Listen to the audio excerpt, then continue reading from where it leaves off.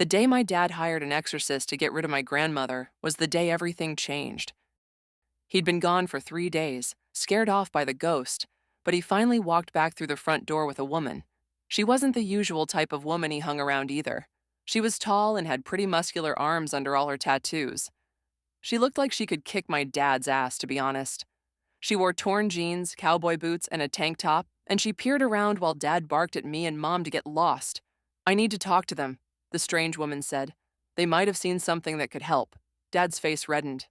"Fine," he growled, "but you better get rid of that damn thing." Then he left the house again, slamming the door hard enough to rattle the walls. The woman asked my mom to sit at the kitchen table, and they started a hushed conversation that I couldn't overhear. I went to the living room window and peered through the blinds. Dad was waiting on the driveway, foot twitching in agitation as he smoked a cigarette. Parked beside his truck was a white van I'd never seen before. I assumed it was the woman's. What was she doing here? Mom was shaking her head, and her voice rose as she said no several times.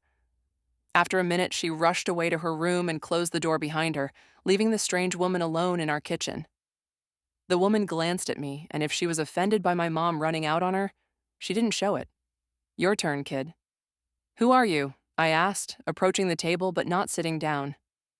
"Bia Romo Reyes. I'm a freelance exorcist and paranormal consultant." "Exorcist?" I asked. She nodded as if that wasn't the craziest thing I'd ever heard. "I'm here to get rid of the ghost." "No, you can't get rid of her. If you get rid of anyone, it should be my dad." In the ringing silence that followed, I wished I could take the words back.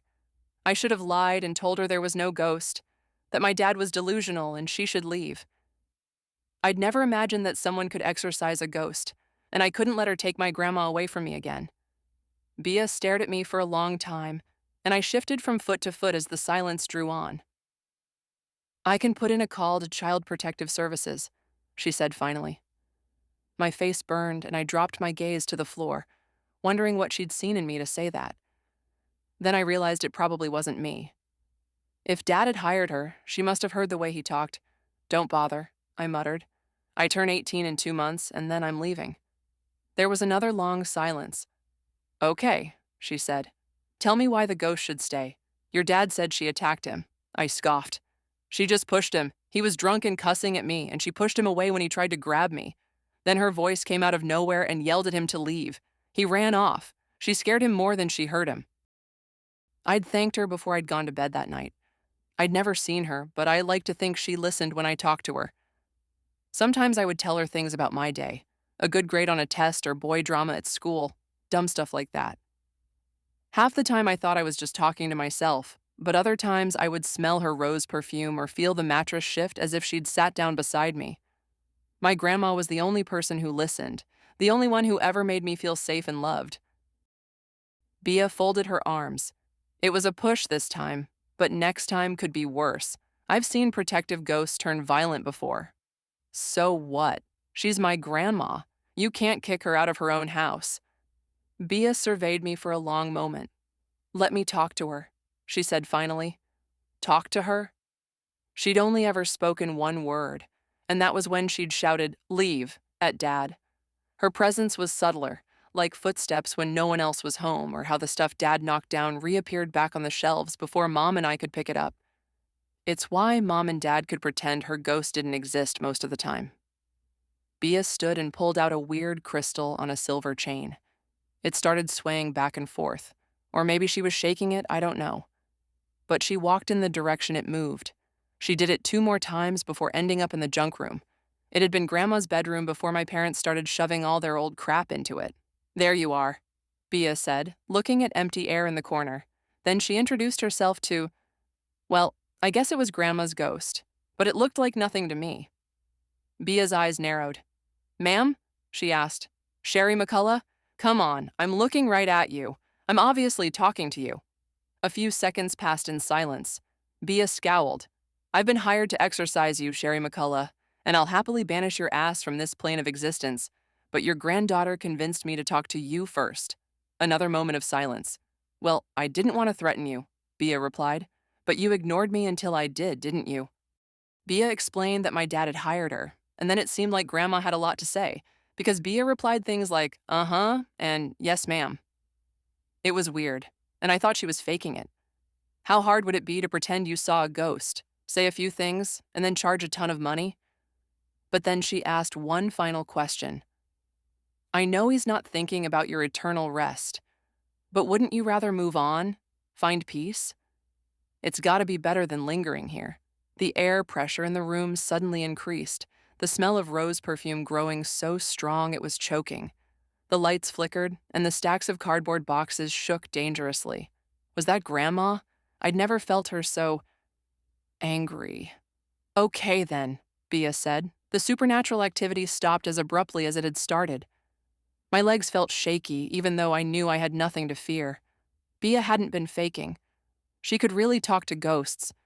But if she could really talk to them and see them, did that mean she could really exorcise them? She sighed and rubbed her face. Shit, I'm gonna have to refund his down payment. I hate that. My head was spinning. So you won't exorcise her? No, Bia said. Stay here. She strode toward the front door. I waited for half a second and then hurried after her. Was she going to tell Dad she wouldn't take the job after all? That would seriously piss him off. I kind of hoped he would mouth off to her so she would punch him. But Bia flung open the front door, and fire erupted around her. I stumbled back with a gasp, and I heard Dad curse outside. What was happening? Where had the fire come from? We didn't have a fire extinguisher. Should I call 911? Bia dropped to her knees.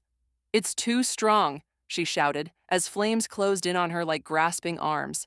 I can't fight it. You can't stay here, or it'll kill you.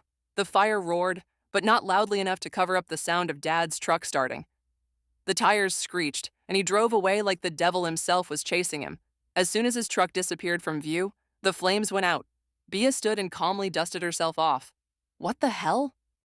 I told you to stay in the bedroom, she said when she turned around and saw me gaping. Grandma's ghost did that? I asked in a shaky voice. Nope, she replied briskly. Let me talk to your mom. So they talked as I sat on the couch and tried to wrap my head around the freaky stuff with the fire. If Grandma hadn't conjured those flames, then Bia had, which was crazy because how could a person do that? It's not like she could hide fireworks under her tank top.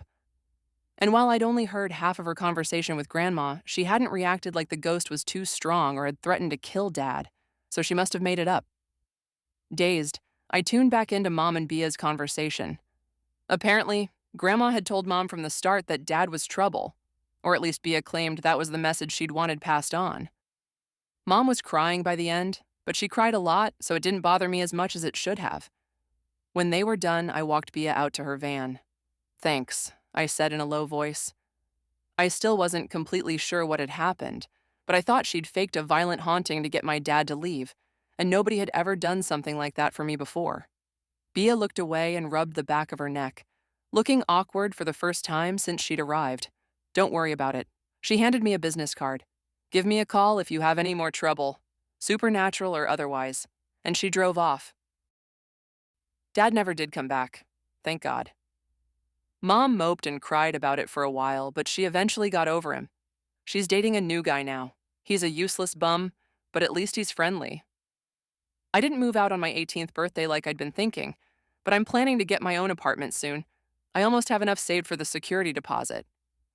I talked to Grandma, and she's okay with it. I get the feeling that wherever I go, she'll be watching over me. Not every ghost needs banishing, but when they do, Bia Romo Reyes is the one who can help. Subscribe for more paranormal case files and supernatural encounters. And if you want to learn more about Bia and the dangerous things that go bump in the night, check out the link in the description.